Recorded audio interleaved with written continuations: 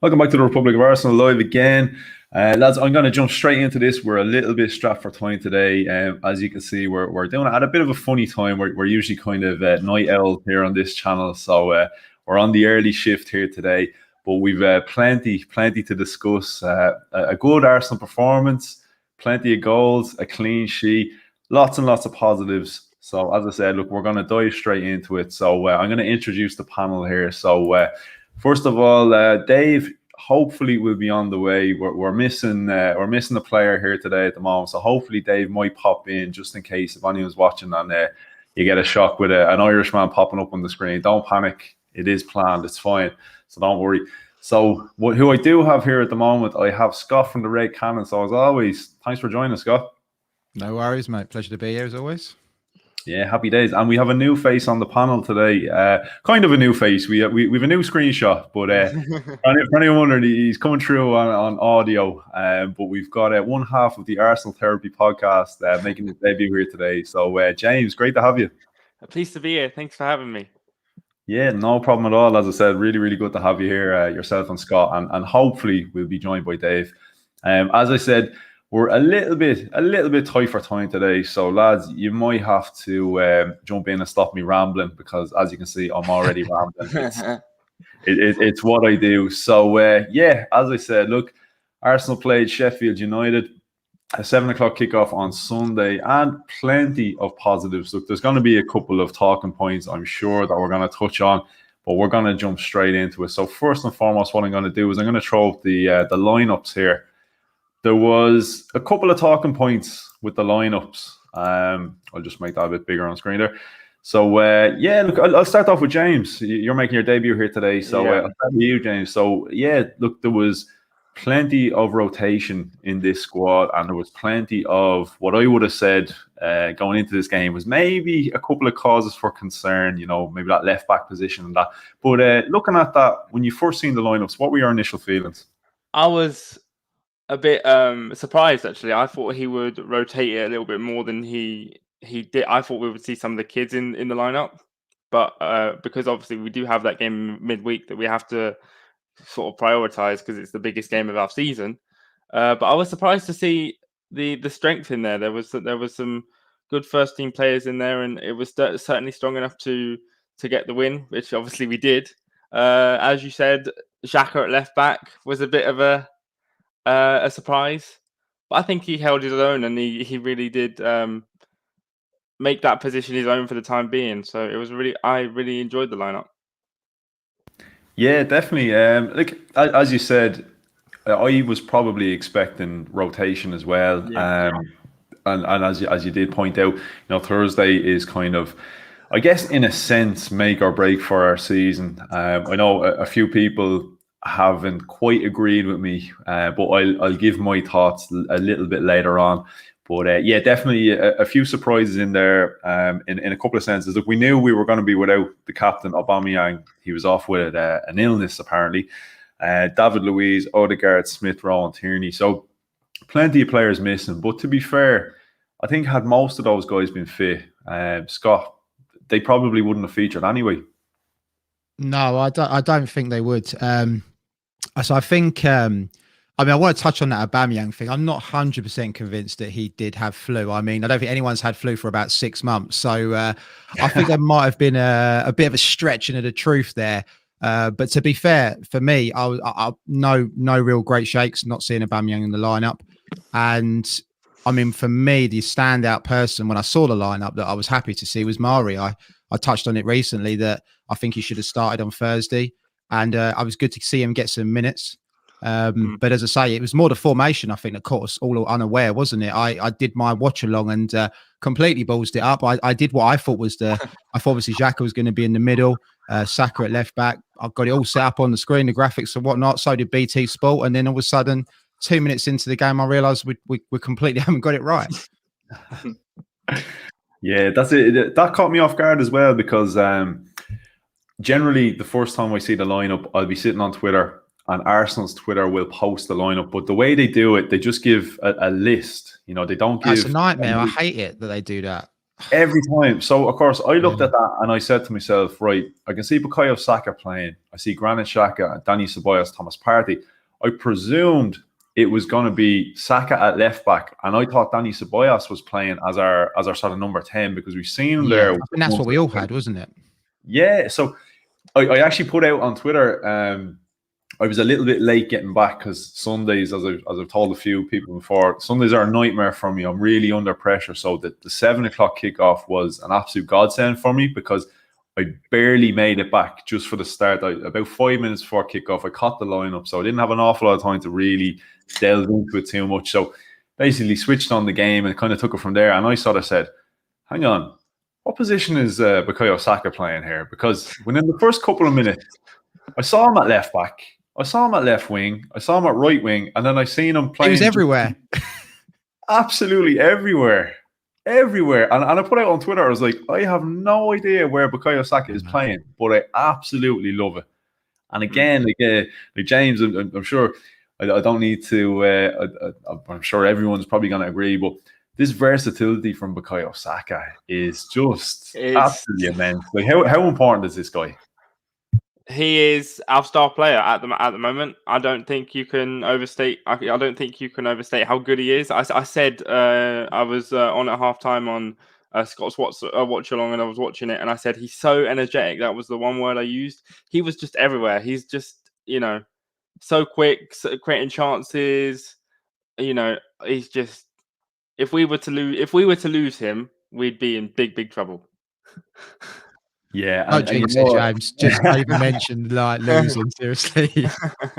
Yeah, that's something that has been a topic on this channel, especially this. But that could be for another day. But what I like about what you said there, the notes that I had made during the match, you touched on the energetic sort of performance from Saka.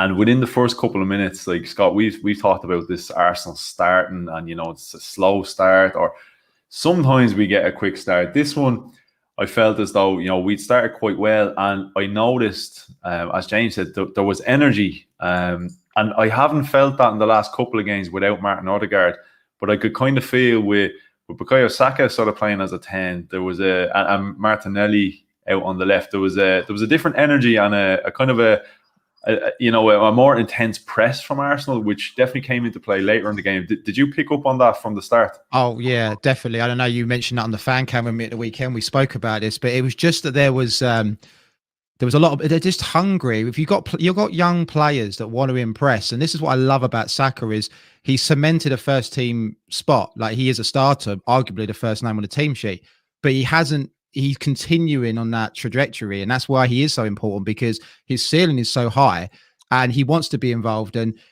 what I liked as well is it wasn't the best. He didn't have the best performance on Thursday. Saka, what we won't go down in his highlight clip, shall we say? But he didn't let that get to him. I think he was still, he's still hungry, still wants to get involved, asking for the ball. But where do you start with Martinelli? I mean, for me, the guy, we've been calling for it for so long, and you've just smiled there, Anthony. He puts a smile on your face when you hear his name, when you think of his enthusiasm. And for anybody that hasn't already seen it, I urge you to check out the very small interview he done on the Arsenal Twitter. His English is coming on great. He used a couple of English phrases that, unless you've been taught that, you wouldn't know it. And I love the fact that he's put the pressure back on Arteta when they asked him, "Oh, are you okay?" Because you had a bit of a knock, and he's like, "I'm ready for Thursday." And and for me, I was just like grin to grin, because that is the attitude. And I love the fact that he isn't scared to say, "No, I'm ready." And if Arteta doesn't pick him, and it's on him, because for me, it wasn't. I don't think Martinelli had the best game he's ever had. Like, we know he can play better than that, but for someone who's had limited minutes and limited opportunities, I like the fact that he didn't get in. He didn't play.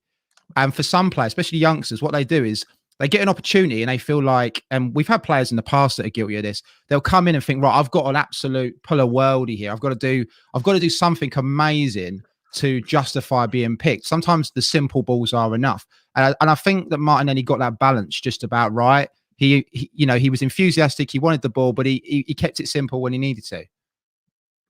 Yeah, and if there's one thing that I've picked up on that I feel Arteta sort of gravitates towards is the player who's able to do the simple, do the basics. Like, I think this is why maybe Pepe has had a bit of a rough ride for a while, because we know he's got that kind of creative sort of spark in him, and I don't know if Arteta really likes that.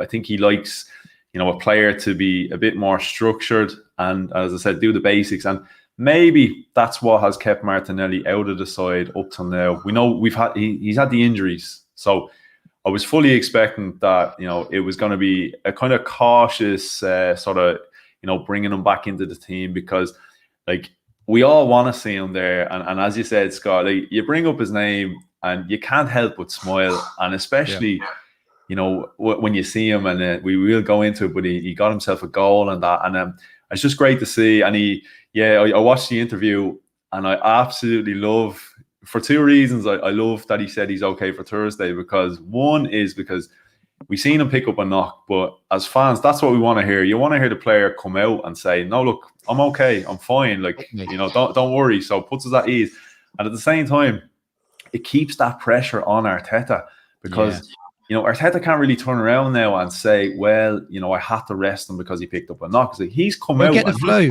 You'll get the flu from Aubameyang. That's literally the only thing. But he's given the green light and sort of said, and I like that. Maybe it was just in the moment he wasn't thinking about it. Maybe I'm just overthinking. But maybe a little part of him said, you know what?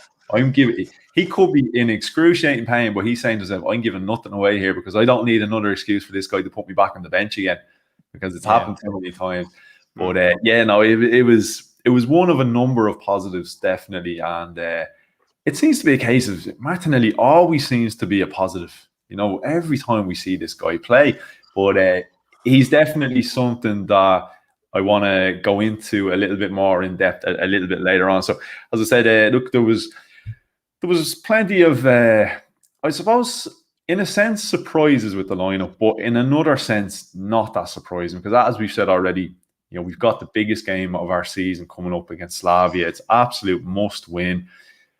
All due respect to Sheffield United, they're on a poor run of form. They're rooted to the bottom of the table. They're going down. They are going down. So I think it would have been mad for Arteta to have gone out and gone completely full strength. And I know his hand was forced a little bit because we've a lot of players out injured at the minute. So, but at the same time, I did say leading into the game, I wasn't overly concerned about how the game went really, because, again, it's probably something we'll go into a bit later on, but I don't think it really makes a huge difference to our season. And I know a lot of people are saying, well, it's still 3 points on the board, and it is, of course. But we'll go into that a little bit more. But rotation, I thought was definitely a good idea. Martinelli coming in was brilliant to see, absolutely brilliant. I was happy to see Pepe keep a spot in the team. Dani Ceballos, I'm not as big a fan, but I can't really criticize him yesterday. I thought he had a couple of nice flicks and tricks, and he looked decent. And this is the problem, because I understand there is a player there in Dani Ceballos. It's just we don't see it consistently enough, and it tends to only come out against the smaller sides, like the Burnleys and teams like that. And we need him more consistent against bigger teams. Again, Callum Chambers, and then Pablo Mari and Rob Holding. And this is a partnership I've been calling for a good while now. I don't know, lads, if you agree. Maybe James, I'll get your opinion. But for me, Pablo Mari and Holding, it just works. And I know it was Sheffield United, and I understand, but I've seen this partnership previous. For me, this just works. Yeah, it does. What you said about, it's only Sheffield United, I've seen that banded around social media. It is only Sheffield United, but because we have that game in midweek, we needed the momentum to carry on. We needed some momentum going into that game. So it is just Sheffield United, but that game definitely did build some confidence in the players. As for Holding and Mari, very, very good. I touched on it in my Arsenal Therapy podcast, little plug, that Rob Holding, his long balls that he was doing were absolutely superb, over the top, similar to what David Luiz does, and it was just brilliant to see. I've never really, I've always liked Mari and Holding, but Rob Holding has, he's been a little bit, for me anyway, he's been a little bit inconsistent. I don't know if anyone else agrees with me, but there's some games where he's really, really good, but then there's some games where there's a few mistakes in there. As to go with the whole Arsenal squad, there's a few mistakes in all the players, but that was a really good showing from the defense. Yeah, definitely. Look, it was a solid performance all around. It's one of those I don't want to take away, because I'm usually one of the first people to come out and say, you know what, we won, enjoy it, because you have to take the positives. But I am aware of the situation, Sheffield United, bottom of the table and that. But yeah, at the same time, look, I still enjoyed it. And as I said, I kind of, for the first time in a while, I sort of sat back and watched the game without the whole, we have to win this. This is important. We need it. And I just sat back and I said, you know what? I'm going to enjoy this for what it is. Thursday is the game that I'm going to sit there and I'm probably going to lose a kilo sweating on the couch. That for me, Scott, I don't know, would you agree with me here? But for me, Thursday was always the game. As nice as it is to get this, and as Jane said, confidence, momentum, all that, it definitely plays a part. But for me, Thursday's still the game. Yeah, I mean, I'm already getting night sweats about Thursday. I've got to be honest with you. I'll do my watch along as normal, and I got a feeling that I'm going to be watching it on my own, because I think everybody needs to be glued to that TV, and everyone's going to be on the beers, and everyone's going to be on the phones, on social media, and every little thing that, as soon as that lineup comes out, is just going to be carnage everywhere. Everyone's going to have an opinion, good or bad, and it's going to be a big night, and it's a huge. I don't think we can underestimate. I don't really think. And I'm not going to help you calm your nerves here whatsoever, Anthony or James, but it's huge for the club. And I'm not speaking from a financial perspective, because it's very easy for us to put our accountants' hats on, which always irritates me. But just from a lifestyle perspective, because you and me, and we've all grown up having 2 games a week. We are used to seeing European football. Your life is going to be impacted in a way that is going to affect your week. Your weeks, if some people don't, some people, football is a very big part of their life. Having to wait 6-7 days for every game is going to be awful, and that could be the reality come Friday morning. So listen, strap in. It's going to be a bumpy ride, and it could be a long night. It could be a long night. Yeah, we're just talking about the game now, and I'm getting nervous. And yeah, it's a huge game. It's go big or go home. You either perform like we did at the weekend, or perform like we did perform like we did when we drew to Slavia Prague. Then you know what happens. But perform like we did on Sunday. I think we'll be good to get through. Hopefully, yeah, definitely. It's one of them. I said to you, Scott, on your stream. It's like I'm kind of a glutton for punishment, because as much as I wanted to win comfortably in the first leg against Slavia, I'm a bit more up for this now, because it's kind of, the odds are a little bit stacked against us. I know people will probably say, well, look, I'm playing Slavia and whatever. But after speaking to big shout out to Jonathan, who was the Slavia Prague Academy coach that came on the channel here the other night. And this is why I love to have the perspective from, the opposition, because, we only know what we sort of, we see, we look at the Czech league, and I'm guilty of it myself. And I sort of say, well, look, Arsenal should win this because this is a team who are playing the Czech league. Yeah, on paper. I tried not to say it. I've given too many hangovers lately with this drinking game that seems to develop. But yeah, no, look, I think we're all guilty of doing it. And I'd even seen a guy, yesterday had sort of said, well, look, Sheffield United are better than Slavia Prague. And I'm going, hang on, just because they're playing in the Premier League, and this is the problem with it, I think we're all guilty of. because the team is playing the Premier League, and this team is playing in the Czech League, automatically, Sheffield United are better, so we should beat them. I was like, it doesn't work that way. Like, sorry, it's very naive. I think anybody that's going into that game thinking, oh, well, they were a bit crap last week, trust me, they're not going to be as crap this week. No matter what happens, they will be better. So we've got to be better because we wasn't good enough last week. So it's going to be a bit of a reality check for anybody that is got that mindset, I think.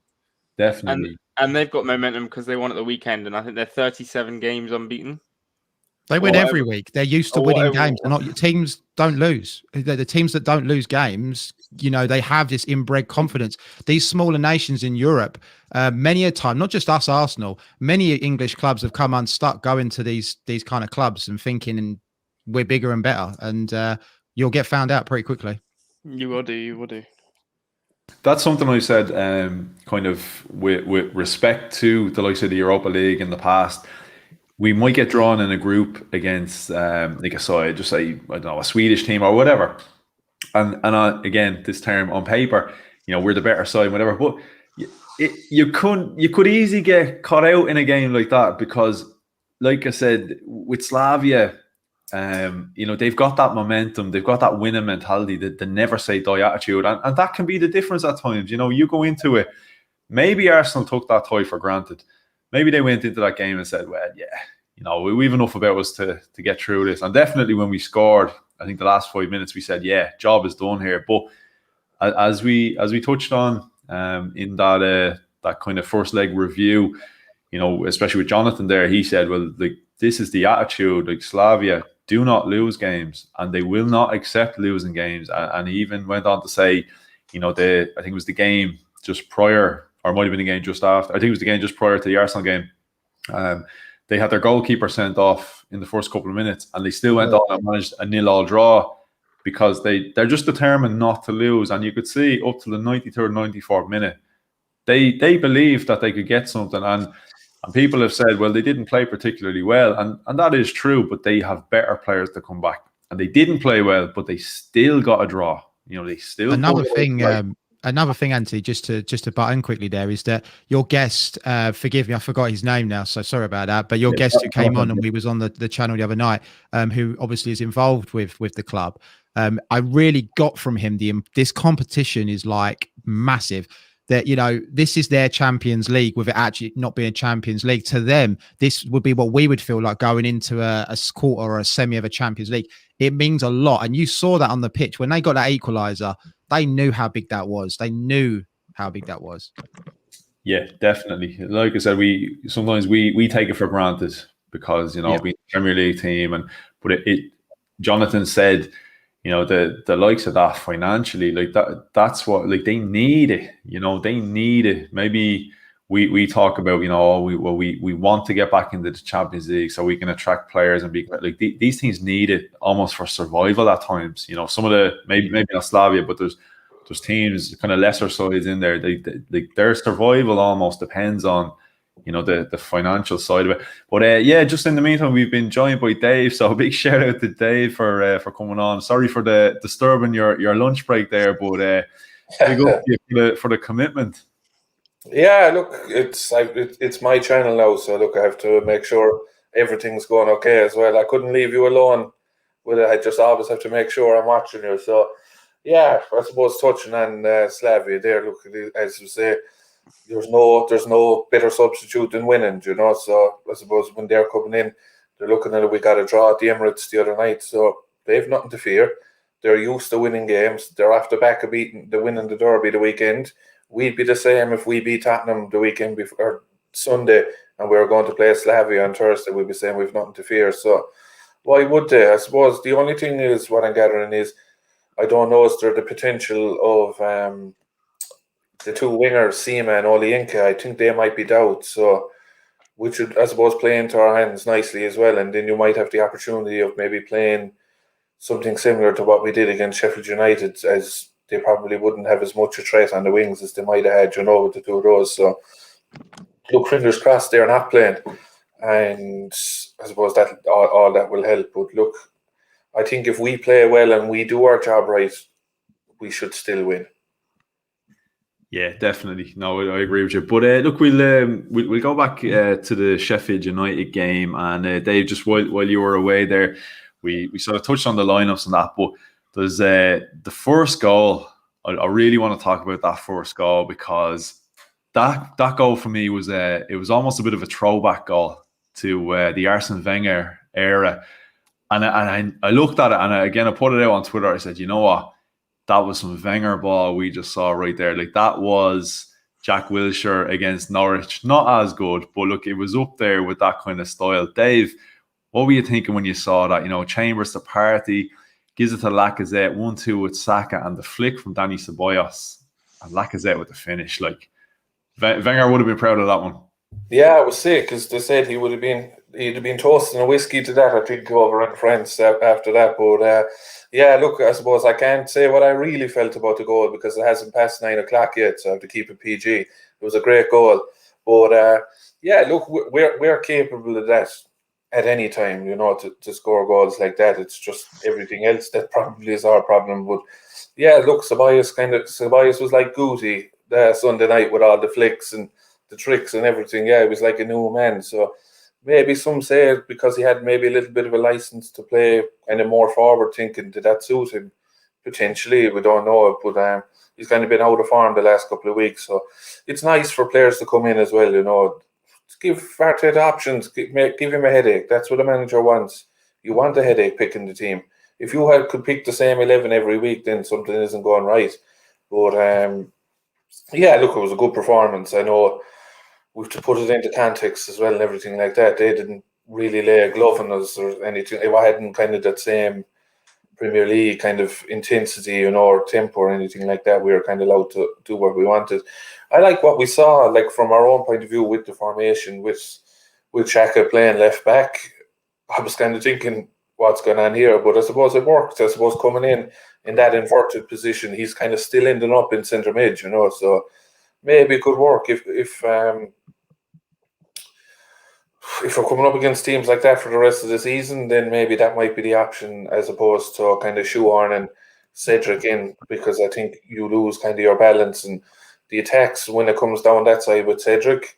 More often than not, he's actually turning back, you know, when he gets the ball, because he can't use his left foot. So any kind of headway you make on that wing for where Tierney would have been, Cedric's coming backwards with it, so you kind of lose your bit of your attack there on that side of it. But the only worry is, look, is coming up against better teams, and a quick winger, they probably will tear him. So that's the downfall. But I suppose, like, if you get enough men in and around him, maybe it might protect him, you know. And then Martinelli definitely put his hand up for Thursday night as well with the performance. But look, did we really expect anything different? You know, he's always going to give you 100% and work hard, and he'll take all the instructions on board, and he'll do it kind of exactly everything you asked him for. And then look, he added a goal to it as well. So that kind of that adds a little bit extra to Arteta's thinking as well.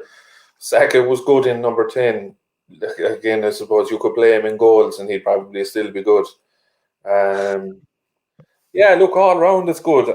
And as I say, I put out a poll there just there in the last hour, and I know you said it yourself, and there's one or two more, is that we're actually feeling more safe with Pablo Mari than we are with Gabriel. And I kind of put that out a couple of weeks ago to a couple of friends of mine as well, and going, like, is Pablo Mari secretly better than Gabriel? But then Mari didn't have the best of games. Was it against West Ham? Was it? And then we kind of didn't see him for a couple of games after that. But I wouldn't be against Mari and Holding playing centre half on Thursday night as well. You know, they got the clean sheets. All the other kind of combinations didn't get the clean sheet. So like that counts for something. And then look, Partey was good. I was kind of questioning, did he really need to play? But he got 90 minutes and he put in a good performance and he got the assist. So that'll give him a bit of confidence going into Thursday. So look, there's a lot of good things to take from it. We scored 3 goals. We kept a clean sheet. Some fellas put in good performances, and yeah, it's a bit of confidence going into Thursday. Yeah, plenty of positives. Yeah, look, as I said, we're a little bit tight for time. So what I'm going to do is let's talk that Martinelli goal, James. I think this is where I noticed the difference in sort of the energy levels, and I think we got our reward for the high press because it was Lundstrom, the Sheffield United man, that initially started the move for us. He gave the ball away, which was picked up by Pepe. You know, Pepe did well, in fairness. Now, he showed good strength to hold off a challenge coming into the box. Probably wasn't the best shot on goal. And this is something I'm going to throw out there. Had that been Bernd Leno that spilled that ball, he would have been crucified today. Absolutely destroyed on social media because, yeah, Ramsdale didn't exactly cover himself in glory parrying that ball into the path of Gabriel Martinelli. But again, this is where I'm going to bring it back to Martinelli. A lot of people would look at that goal and say, well, it was an easy goal. It was a tap in. Yeah. The way I look at that is he actually showed great skill. And what I mean by that is, for me, being in the right place at the right time is a skill in itself. And that's something that not a lot of our players have. We don't have those guys that arrive in the box. Like, how many times have we played the ball into the box and there's nobody there? How many times the ball, zipped across the face of goal and there's nobody there? The likes of, in fairness to like a Joe Willock. Joe Willock is a good man for arriving in the box at the right time. Aaron Ramsey was the best player we've had in recent years at it. We haven't had that in a long time. Perhaps, the inclusion of Martinelli, we might get something like this on a more regular basis. This just kind of, striker's instinct almost. I know he's not an out-and-out striker, but he has that instinct in him. Absolutely. Yeah, as you said, we've missed so many chances with other players. Even Aubameyang's missed a couple. Lacazette obviously missed some the other night, of getting into the right spaces and getting into those spaces where you can finish. And we've missed so many opportunities. And on Sunday, Martinelli, as you said, was there at the right time and finished it off. And he looked really happy to get the goal. I thought he would. But yeah, Martinelli was just so. Every time he was on the ball, he wanted to do something. There was no going backwards. It was always forward. It was always direct. It was always. I'll use my word. It's a bit like your word on paper. It was always progressive. I say the word progressive so many times during the podcast. It's ridiculous. But yeah, it was always progressive, always on the front foot, and the goal was just great. And I'm happy for Martinelli, and hopefully he can bring that on into Thursday if he does start the game. Yeah, I like that. I like that progressive. I might have to steal that money because I think on paper it's getting a little bit boring now for people. So. But that's the difference, isn't it? That is the difference when you have like a positive winger as opposed to the likes of Willian. For me, he's quite. I don't want to say he's negative. I think he's a bit too safe. Yeah. I think he's aware that he doesn't have the pace to beat the man, and more often than not, I think he gets the ball and. Like, I'm fine with a guy, taking his time and, thinking about a pass and seeing who's available rather than just aimlessly run down the line and run himself out of play, maybe somewhat Theo Walcott style at times. But yeah, it just feels it's a little bit too safe. It's almost like the equivalent of maybe sticking El Neni out on the wing at times. He's going to pick up the ball and he's just looking for a backwards or a sideways pass. So definitely, Martinelli for me was a complete breath of fresh air, as he always is. And that, as you said, that progressive kind of play that's just what makes him so special. And that's exactly what I think we are lacking, 100%. Yeah. If you could have Bukayo Saka or Pepe on his day, like I'm a Pepe fan as much as I do. Again, I'm not.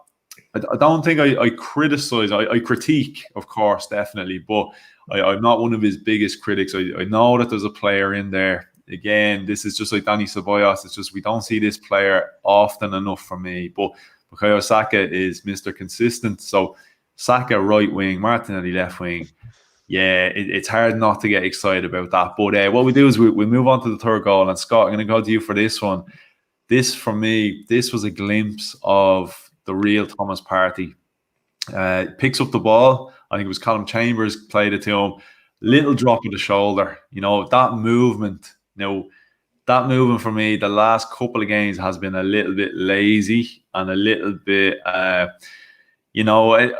wasn't quite as appreciative of that kind of, he's got this weird kind of, it's like a slow kind of swagger about him. Like that. He's got a style, isn't he? He's got his own style. That's what it is. That's exactly what it is. But the problem is when it works, as it did yesterday, it looks unbelievable. And when it doesn't work, it looks a bit like, yeah, this guy needs to be careful here. But dropped the shoulder, absolutely spun his man, and that defence splitting pass through to Lacazette, who, in fairness, was on the ball. But how good was Partey in that move?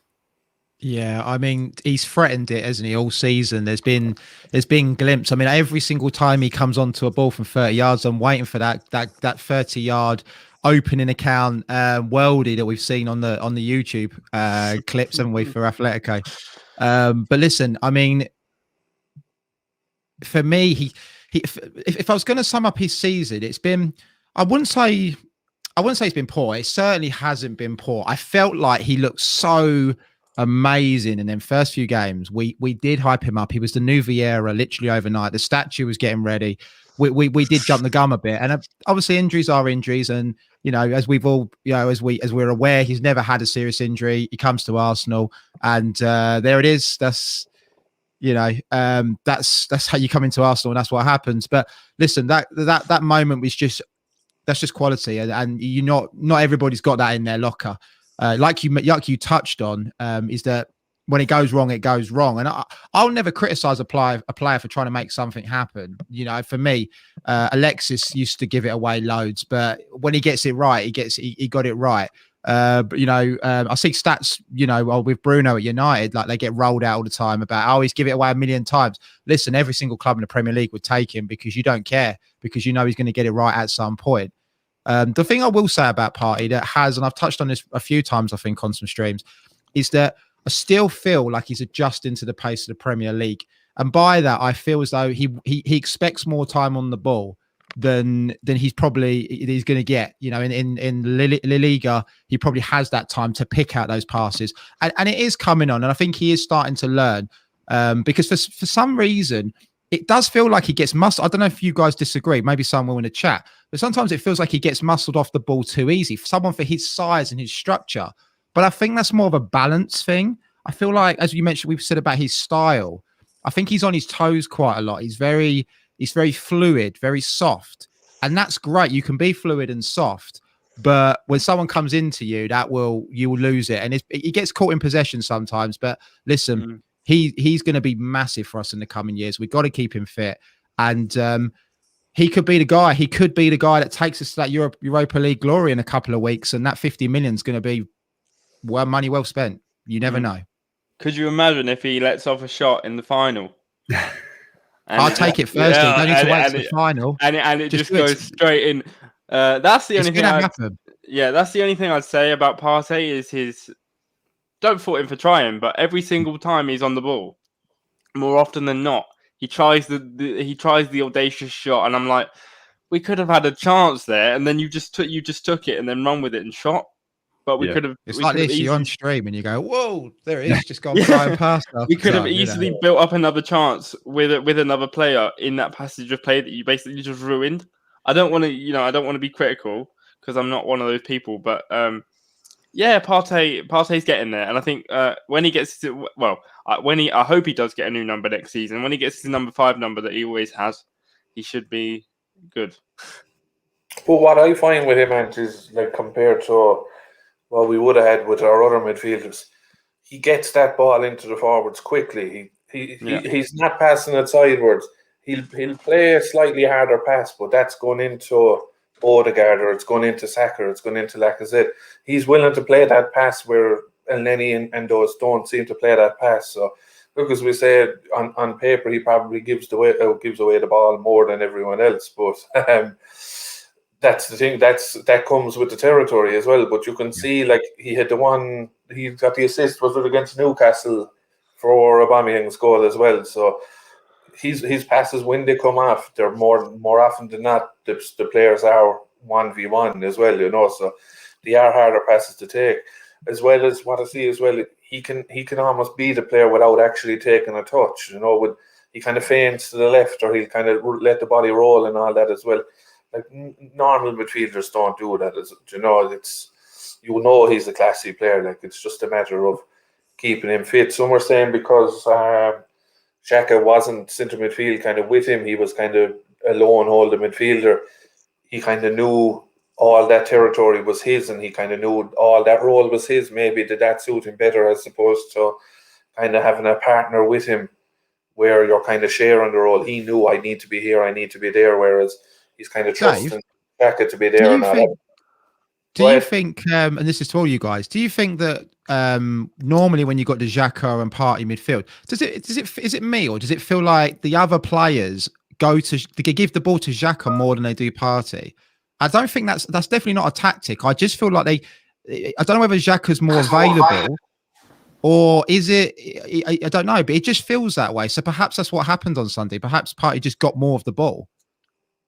Maybe that could be something, I suppose, to take into mind as well. But when you, I suppose, our attacks predominantly are come from the left as well, with kind of getting the winger becomes more inverted and then allows Tierney to go over, and produce your cutbacks or whatever. So maybe because Xhaka is on that left side, maybe it's kind of more to that side. But yeah, I find as well is sometimes the players kind of aren't expecting Partey to kind of pop that little one into midfield, whereas opposed they're kind of more expecting it to go to the fullbacks, I suppose it's all a matter of getting used to a player and getting used to what a player does. So maybe it come with time that Odegaard or Smith Rowe or Saka, they'll know Partey's going to knock that ball into me here, so I need to be ready, So look, it all comes with time as well. But as we say, he's going to be huge if we are to go on and win the Europa League. If he's producing his best performances, we have a great chance of winning the Europa League.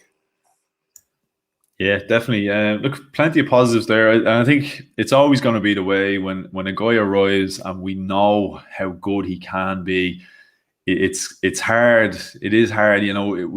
When someone arrives, we always sort of say, look, he's going to need time. He's going to need an adjustment period. He's going to need time to gel.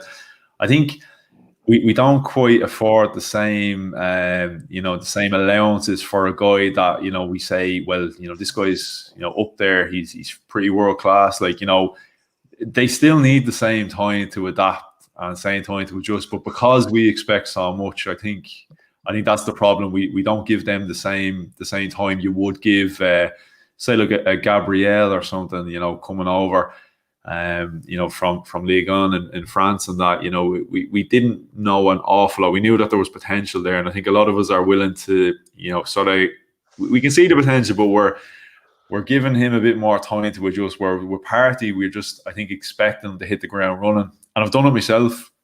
I've sort of gone, you know what, at times he's not really over impressed me, and then I kind of sit back and I say, yeah, look, he's had a bit of a rough start. It's an adjustment, it's a new league, it's a new team, it's a new country. There's so many different factors. He's never had a serious injury before as well. That would have been a new experience for him to be on to be out for a period of time. That's completely new for him. So yeah, exactly. Yeah, that's it. And in typical Arsenal fashion, he would have to arrive and pick up an injury straight away. But yeah, look, that was just one of a number of positives. As I said, that Partey move, we've seen glimpses from a lot of players there. Danny Ceballos had a couple of nice moves. Thomas Partey, Martinelli, lots of good to take from that performance. 3 goals, we kept a clean sheet. We got the 3 points, and look, I know in the grand scheme of things, I know people are saying every 3 points matters, and of course it does. Then I'm looking at the table now. We jumped from 11th to 9th. Do I still believe, we're gonna get European qualification from the league? For me, no. That this game doesn't really, for me, sort of reaffirm my belief and hope that we can do it. Again, like James, you said, for confidence, morale, yeah, of course, definitely. But again, for me, this is leading into the Slavia game more so. But just really quickly, actually, before I move on, I'll just ask kind of each and every one of you. So I'll start with you, Scott. Do you think that this really means anything in terms of what we can achieve in the league? Do you think that this is going to make much of a difference? Slavia aside, for our Premier League run-in, do you think that this is going to be kind of a make or break kind of a game? No, I don't think. I think in the grand scheme of things, I'm just having a quick look now in our upcoming fixtures. Fulham this weekend at home, I'd expect us to get points there regardless.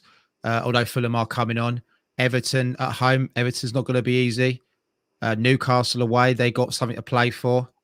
West Brom at home, they may still have something to play for, and Chelsea away. So listen, the points are not there to be won. We're not. If the fixtures were, looking a lot better, then perhaps. But for me, I think we have to treat these Premier League games. Just looking at your league table there, we have to treat these games as essentially players maintaining fitness, keeping sharpness, and putting markers down to be picked in the Europa League. Let's just hope that we're still in it, obviously, after Thursday, and then the games. I mean, I don't know if I'm wrong. Is it just one? It is just one game, and then it'll be the semi, wouldn't it? Or we got? I know there'll be two. Yeah. So we'd have Fulham and Everton. So those two games will be where Arteta can tinker a little bit. I still don't think he knows his strongest 11. I'm not sure even I do. Perhaps that'll be a good video for us to do and grind it out between us. But yeah, that game didn't really mean much for me, and other than momentum. Yeah. What do you reckon, Dave? Are you kind of feeling about the same? Yeah, look, there's nothing. I suppose if we lose Thursday, we'll probably lose to Fulham the weekend. It'll be kind of just one of those things. But no, I suppose it's between now and the end of the season, really, to reconfirm kind of what he may already know or what he might need to learn, and I suppose essentially just use them as training sessions nearly to go with what he might want to do next season, and use the league games as kind of the basis and the platform to build off next season for that. Yeah, look, I'd expect us to beat Fulham at home. I expect us to beat everyone at home. The only game that I think we'll struggle in will be the game against Chelsea. But again, as I say, we're not actually very good ourselves, so I probably can't really say that anymore. I'm still stuck in that mindset of 5 years ago where you're like, right, Fulham at home, that's 3-0. But no, I suppose I'd use it kind of as a building step and a platform for next season. Go with what he wants to do, and I still feel like he's still compensating for the team a little bit as well, because we're kind of short in quality as well. I still don't think we've kind of seen everything Arteta wants to do with the team, and that's why part of me is like going, I'd be so sickened if he was to be gone before he'd have a chance to have a full team there to kind of really see what he can do. We see glimpses of it. We saw it the other night. I saw things as well in bigger games against the likes of Man City and those that, look, although we did lose them, the plan that was right. It's just some of the players aren't good enough to execute it, I think, as well. But I suppose with Chelsea, they're going for Champions League.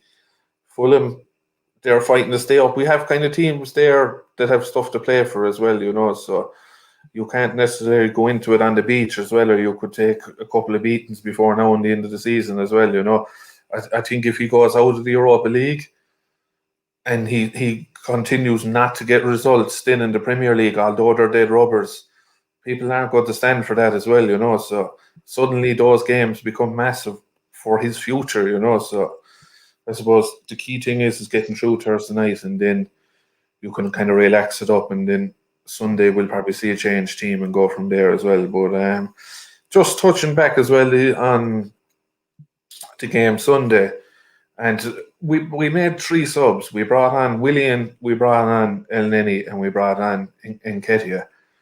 Nketiah is probably going to be leaving. Look, I don't begrudge him game time. He's a good fella, and he never talks out of turn, and he was quiet as opposed to game time where Balogun and his agents were kind of speaking up and stuff like that. So I like Eddie, but he's probably not good enough. But why couldn't he have brought Nelson on or bring Aziz on? We know what Willian can do. We know what El Neni can do. Look, yeah, you'll say he has to keep these fit for Thursday, but was there any need? I think even when he makes his subs, give these fellas a chance as opposed to bringing on El Neni or bringing on Willian. You're not going to learn anything different from those, So hopefully with the remaining games of the season, give Nelson a chance to play. Look, he may not ever be up to it, but at least give him a run of games and we can see for sure whether he is going to be up for the match. And I'd like to see Aziz get his debut as well between now and the end of the season. And just even looking at the 23s, I was looking at Joe Lopez last night. I said it on another show the other night, and I'll stand by it again. He's just not good enough defensively. I don't think he'll ever make it at the club. I'd love if he did, but I don't think he'll ever make it at the club. So I don't think an answer for left back is going to come from the academy. So I suppose for the rest of the season, do you just stick Cedric in there? Or do you continue with the Xhaka thing or that? I suppose, look, but now is the time to try it out and see for next season. But as I say, the season will hinge on Thursday night anyway, that's for sure. And he's a big team selection on his hands. You know, he's prone to getting those wrong. So he needs to get it right Thursday night. That's for sure. We're gone basically. Yeah, a lot of pressure riding on Thursday night. Just before we move on, James, just get your opinion. Do you think, as Dave was saying, should we be experimenting between now and the end of the season in the Premier League, or are you still going for these games with Europe in mind? Look, I'd love to be as positive as I always am and say, oh yeah, we have a chance. But realistically, are we going to win every game until the end of the season? And I hope so, but I just can't see it happening. So I do think the European spots through the league is a little bit far-fetched. But as Dave was saying, it's an opportunity for Arteta to maybe test out a few things, test out a few players that we haven't necessarily seen in a while, like Nelson. You mentioned Aziz there. So hopefully he can use it as a training exercise to see whether we'll go into next season with some of these players that have obviously are in the under 23s and are progressing well in the academy. So yeah, we'll see what happens. But as for Thursday, absolutely massive game that he needs to get right. Otherwise, we could face the possibility of not even being in European football next season. And for Arsenal Football Club, that would be a disaster. So yeah. Yeah, that's it. And I think we in a sense, we rode our luck last season. We missed out, but we got the FA Cup win, and we don't have the FA Cup this time. So, yeah, this is huge. The Europa League, it really is huge. But yeah, lads, look, I'm not going to stay too much longer. We might do maybe another 5-10 minutes. I just have a couple of questions. There's a couple of things that I want to get your opinion on. And Dave, I know you're on a break from lunch, so if you need to go, and Scott, I know you're under a bit of pressure. So if at any point you need to dip out, go ahead. But yeah, look, I want to bring up Lacazette. Lacazette, 2 goals.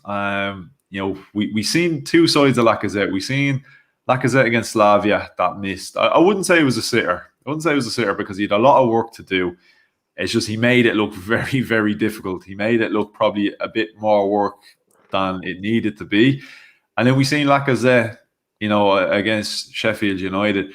So, he had his shooting boots on, is finishing.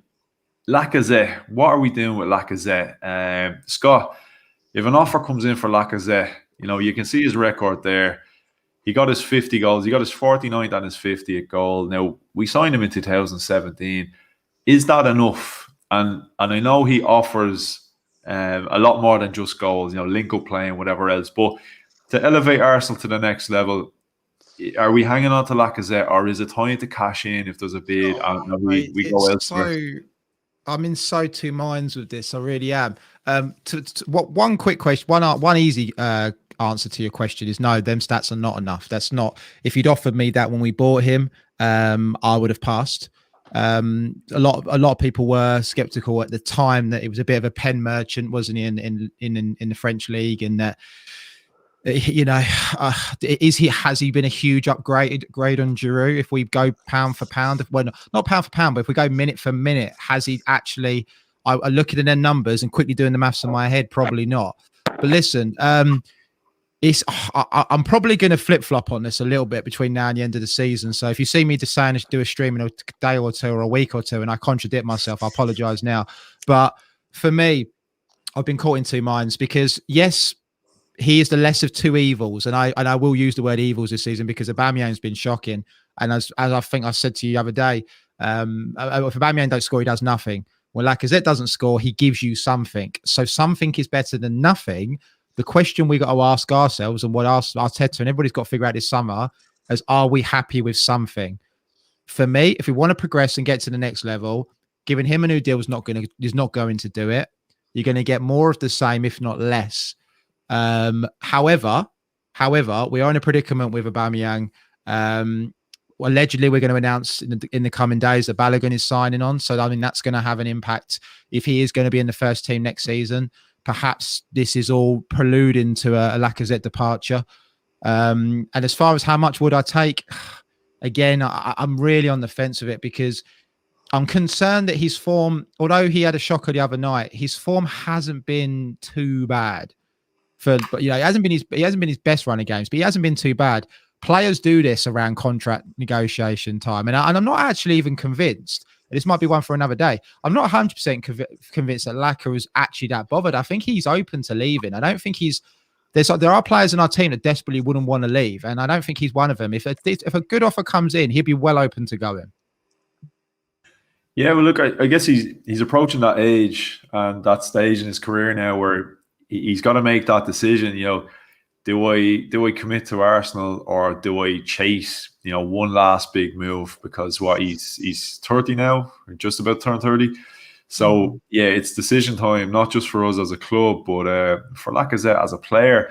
And again, Dave, maybe I could be reading into this a bit too much, but we know his relationship with Aubameyang, and Aubameyang committed to the club, and he looks a shadow of himself. And I honestly believe Aubameyang now, given the way the season's gone, at the time I didn't question anything at all. He loves the club, he's the captain, he's scoring goals, he's adored, he wants to become a legend.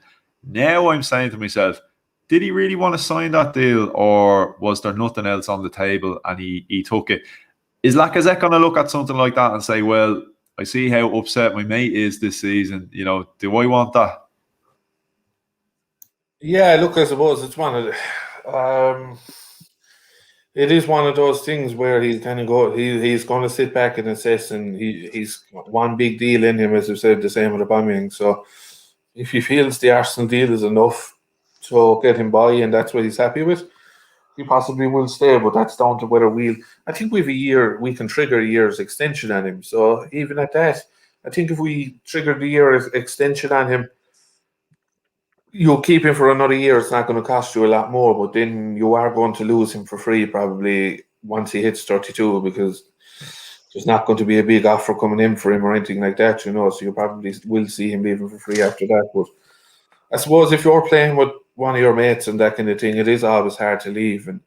But the other key thing I'll take from Benant is when you hear the likes of Xhaka and those, when they're giving the interviews in Smith Road, he seems to be a good influence to the younger players. That's something that I never thought. I didn't think he would have been.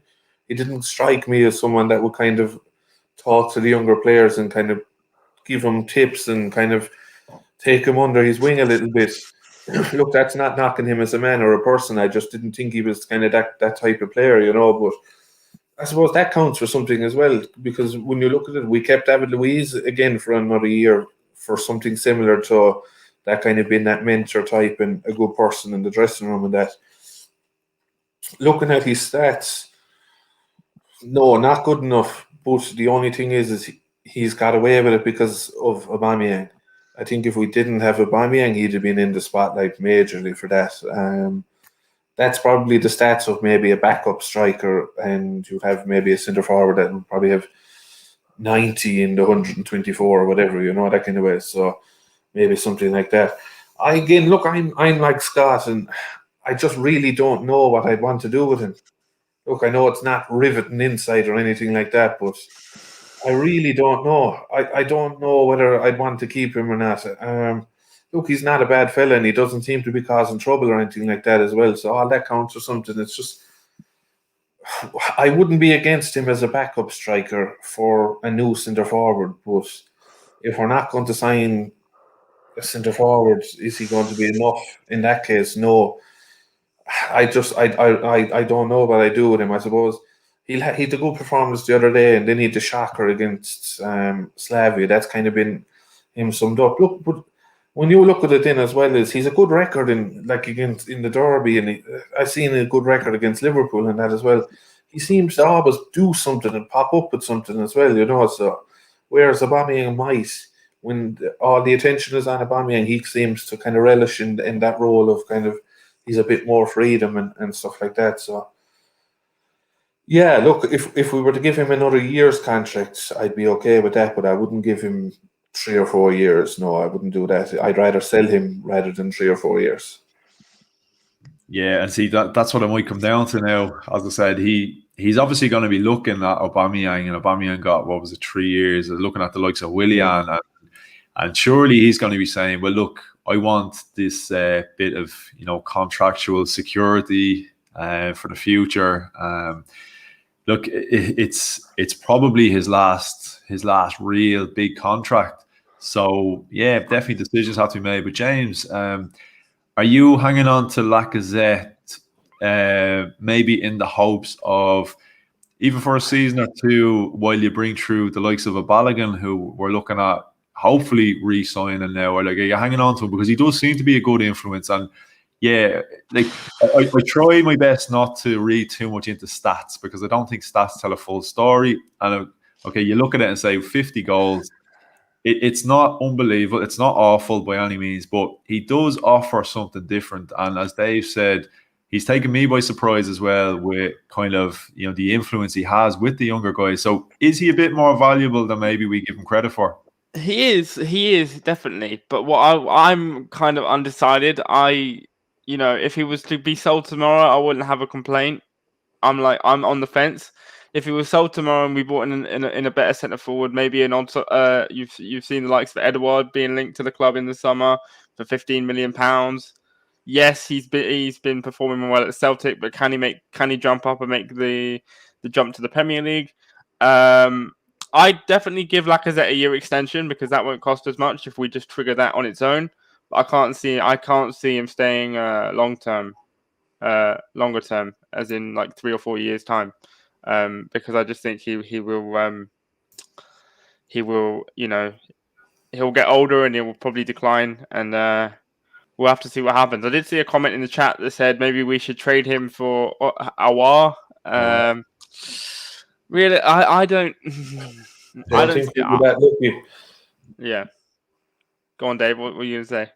No, I'm just saying I don't think we'd be that lucky to where they will be in a position to allow Lacazette into a deal for a war.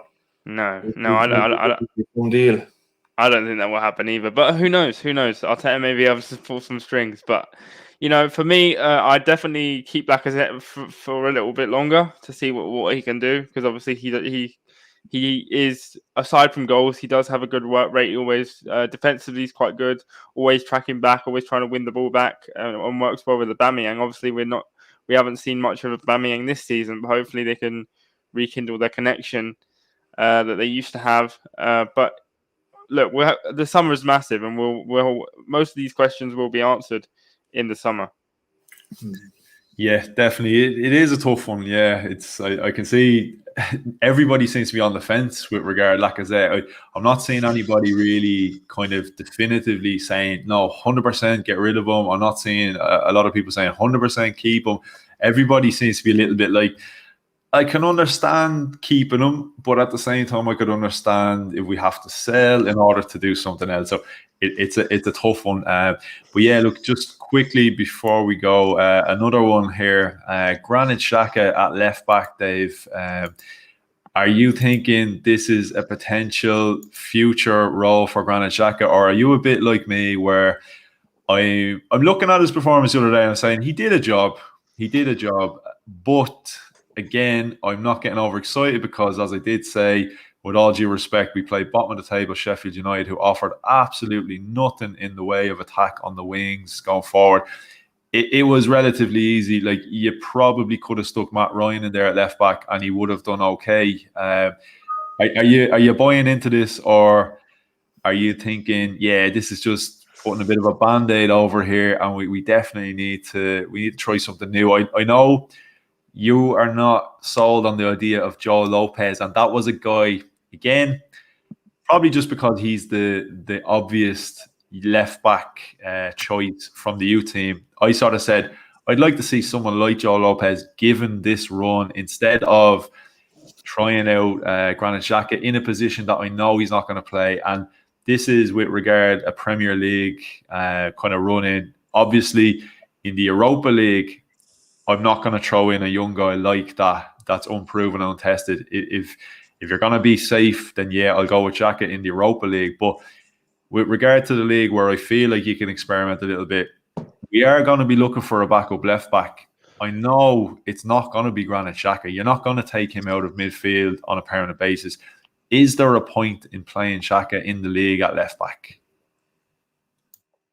Between now and the end of the season, no, probably not. I suppose from the point you make that it's not going to be a long-term thing or whatever. But look, if it's a short-term gap and it works, look, I'm all for it. But I think just for the balance of the team and from a playing point of view, having the left foot or left back kind of makes sense. So that's probably what Arteta is doing. But you can kind of give him that inverted position where he'll end up in centre midfield anyway, and then you kind of, but I suppose the only thing is you're leaving your left winger where Martinelli, look, he played really well, but when you think about it, Martinelli didn't have a full back with him as well, backing him up, overlapping him. At times it was Ceballos that was doing it, so Martinelli kind of had that wing by himself and he still played well, whereas could you do it with Aubameyang and have Xhaka then as the left back? I don't think so, because you can't leave Aubameyang isolated on the left like that.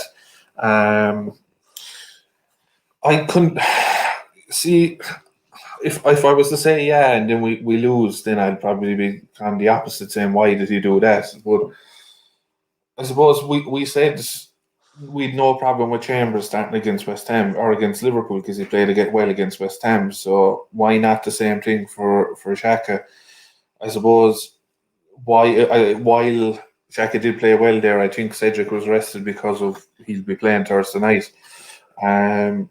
As a centre midfielder, I'd be happy with him as a centre midfielder, as a squad player. I'd still like to get someone else in there with him. Look, he is a leader, and we always touch on that as well. Himself and Louise are good.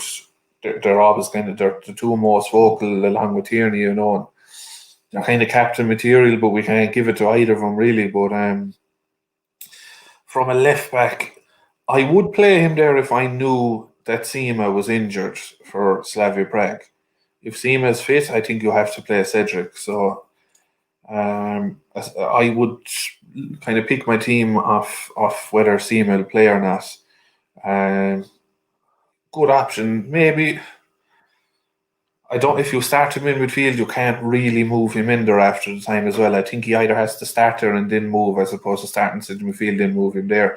Because I think as longer the game will go on, if we still need a goal, it'll probably be Saka that'll go in left back, and Xhaka will probably stay where he is as well. So it'll probably be a thing of whether he'll start there or not. I think, look, to answer the question, I would pretty much kind of put it down to will Sima play or not. If Sima doesn't play, I'd start him there. If Sima does play, I wouldn't start him there. So we're kind of down to that. But for going forward for the rest of the season, I think I know what I said. I've said what I said about Joe Lopez. But look, there's no harm in giving him a game in the league if it becomes a dead rubber, So you're never ever going to know unless you try it. It's just I've kind of seen enough from him, I think, in the 23s. It's just positionally and defensively, I just don't think he's up to scratch. And look, that's just unfortunate, I suppose, for him as well. I'd rather see a youth product than go outside in a left back for 10 or 15 million to cover Tierney, and I suppose the club would as well. But it is what it is to say. But yeah, look, I think it would depend on whether Sima will play or not. Yeah, no, fair points. And James as well, just kind of your thoughts. Did we, or am I being a bit harsh, did we just kind of get lucky with Xhaka, the fact that we played Sheffield United? Or are you thinking, that Arteta will be convinced enough to say, yeah, I might get away with it here? Or do you think, is Arteta going to look at it and be aware, who he put Xhaka in against that left back, and he might be a bit less inclined to try it against better opposition maybe? I think it's one of, as I said before, as Dave alluded to, maybe when you're testing out these kind of this is the time where you can test out this when it doesn't really matter. But I do not think he'll be at left back on. I don't think he'll play left back on Thursday. I may be completely wrong. But if he was going to try out this, it's perfect to try out in the league. Xhaka did really well. I don't know if you have had the chance to see his open mic that was released today. No, I didn't see that. No, it was just. I encourage you to have a look. He was really commanding in what he said. And look, Xhaka is one of those players who's he will play anywhere the manager wants him to, basically. And so will we see Xhaka in left back long term? I don't think so.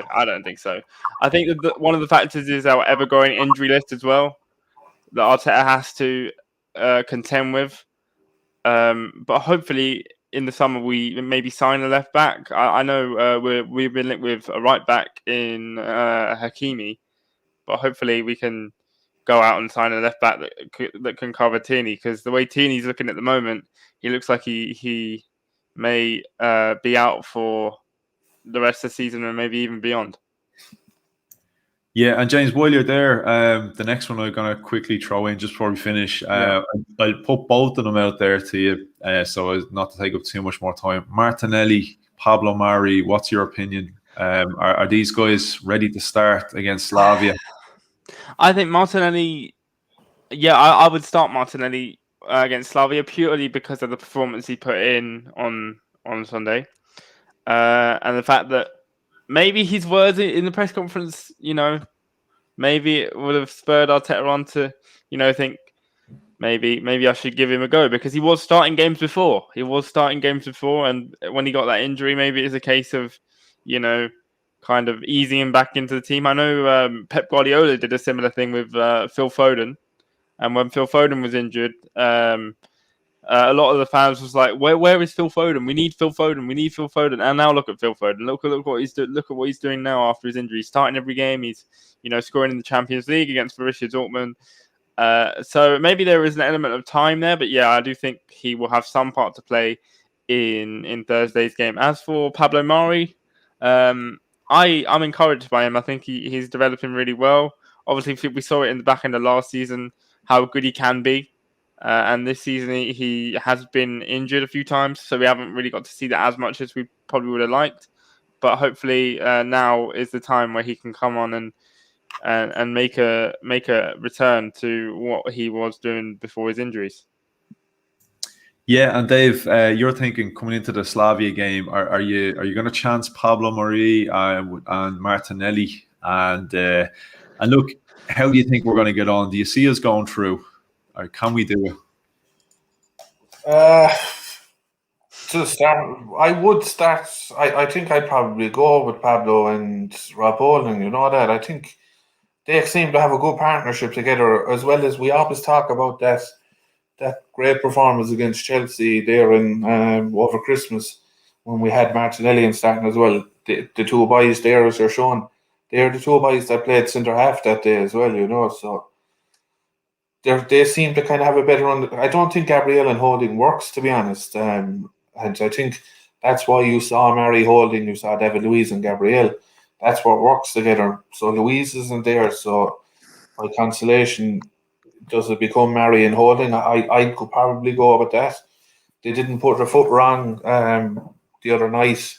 Look, I know, albeit they didn't show a whole pile, but Mari, I think, is probably a little bit better than Gabriel on the ball as well. Gabriel seems to take too many touches, whereas Mari is kind of doing it in a touch or two less as well, which will only helps the team as well, So there is that side of it as well. I'd start Martinelli 100%.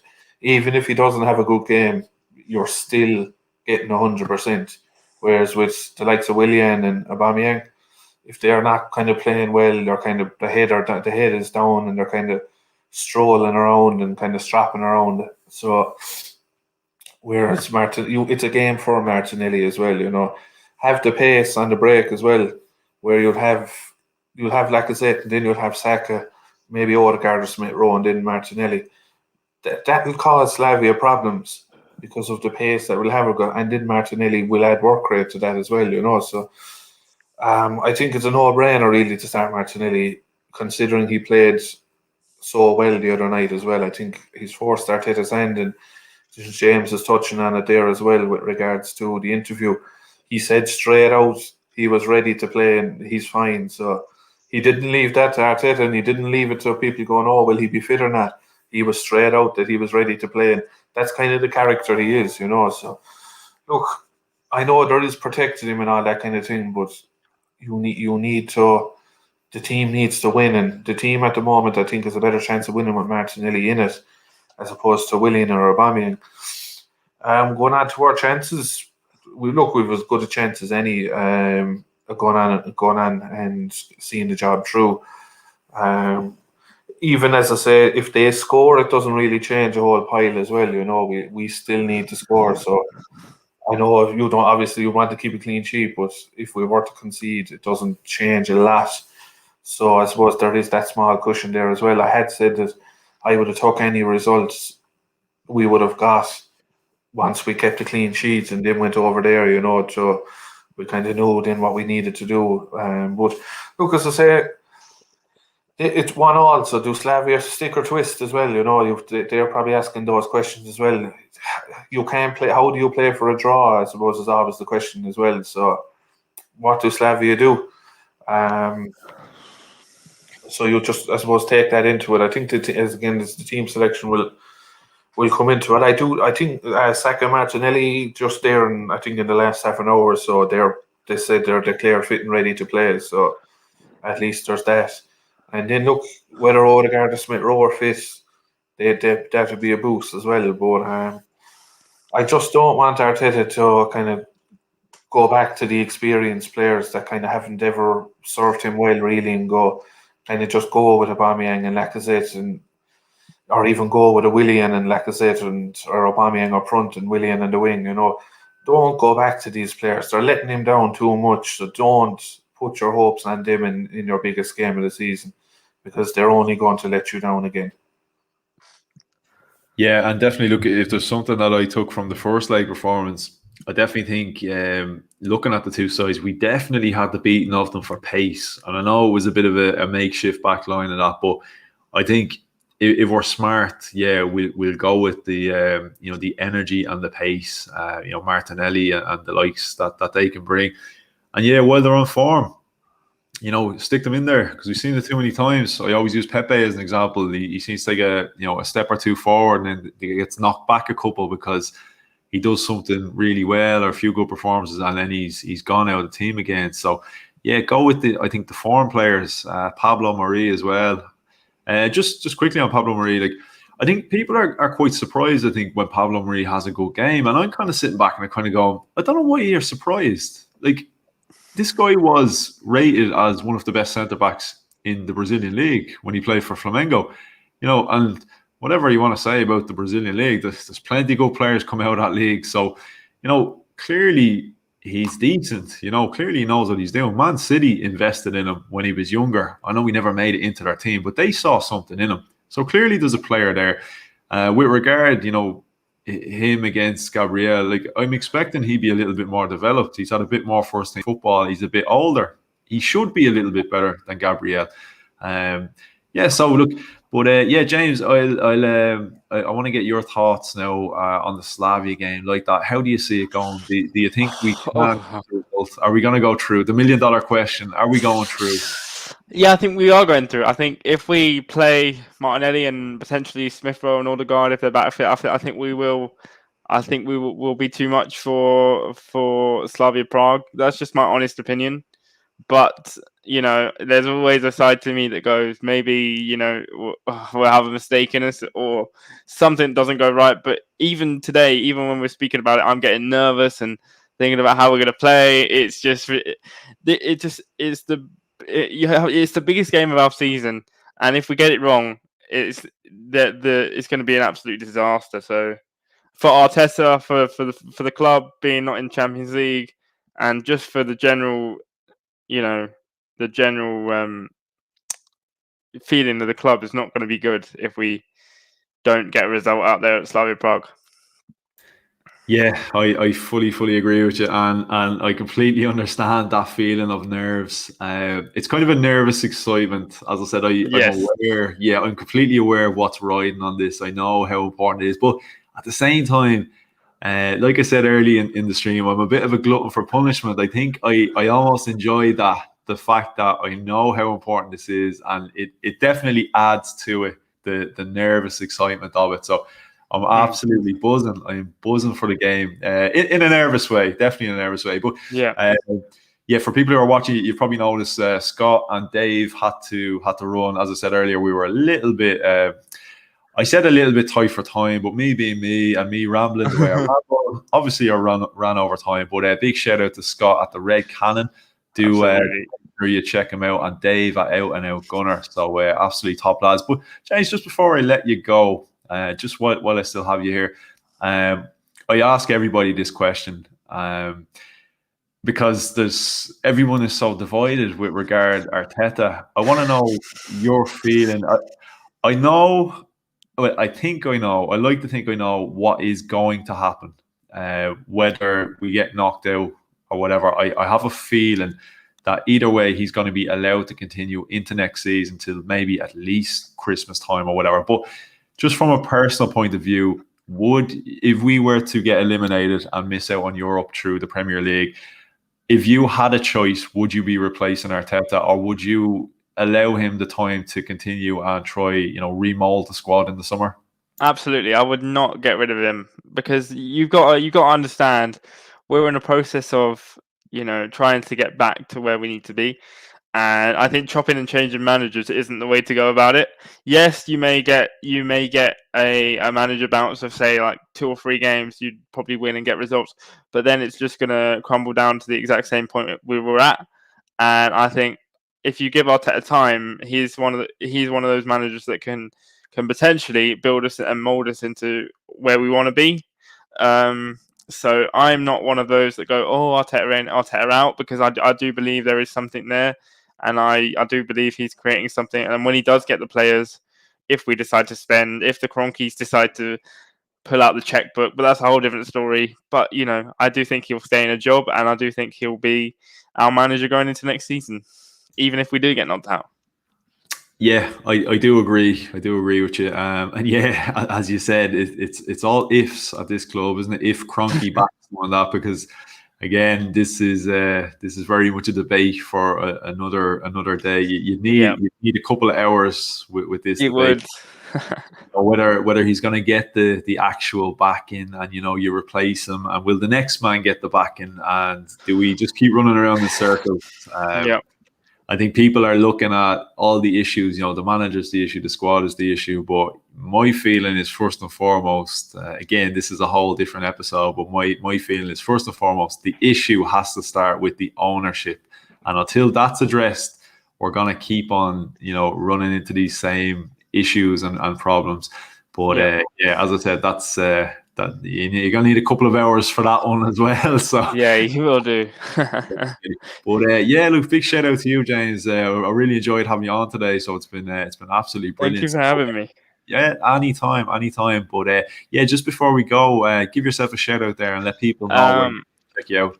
Okay, so I'm primarily on Twitter. Obviously, I've been now on your channel. I've been on Scott's channel. I'd obviously host a podcast with Gunner since '96, the Arsenal Therapy podcast, available on Spotify and Apple Podcasts.